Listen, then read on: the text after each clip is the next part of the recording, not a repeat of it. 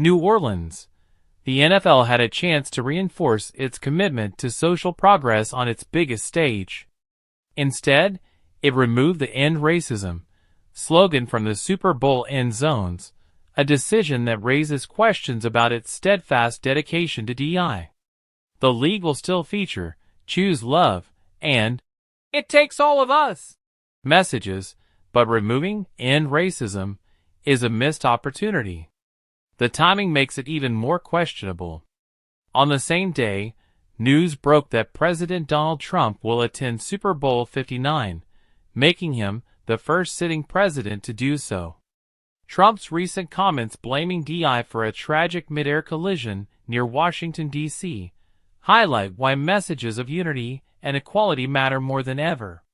The NFL argues that this year's slogans acknowledge national tragedies, including a medical jet crash in Philadelphia, wildfires in Los Angeles, and the New Year's attack in the French Quarter.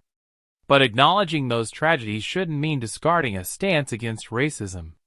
"End Racism" became a visible part of the NFL's field messaging in 2021 following George Floyd's death and the subsequent push for systemic change. With Trump returning to office and actively opposing DEI efforts, the league's decision sends the wrong message at the worst possible time. Commissioner Roger Goodell emphasized the NFL's long-term commitment to diversity. He stated that the league doesn't follow trends, but prioritizes building an inclusive workforce on and off the field. His words, however, contrast with actions that suggest sensitivity to potential political backlash. The Rooney Rule, requiring teams to interview minority candidates for head coaching and executive roles, remains a pillar of the NFL's DEI strategy. Still, it faces ongoing scrutiny regarding its effectiveness.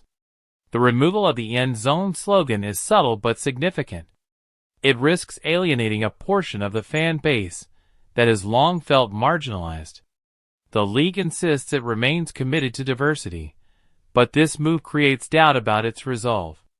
The NFL is always under a microscope, and its handling of social issues doesn't go unnoticed. This decision, coinciding with Trump's attendance, inevitably raises speculation about whether political considerations influence the move. The NFL has endured political pressure before.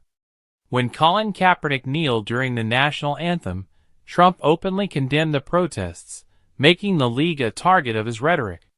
In an environment where DEI initiatives are under attack, the NFL's decision to alter its intentional messaging signals that it might be treading cautiously.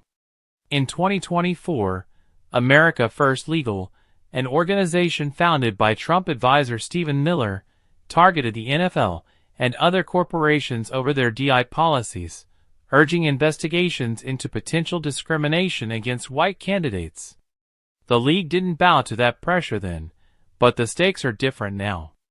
Miller has returned to a high-ranking role in the administration, and Trump has a history of challenging institutions that push for social change. It takes all of us. Choosing love is essential. But at a moment when words carry weight, the NFL should have stood firm on a message it once deemed vital.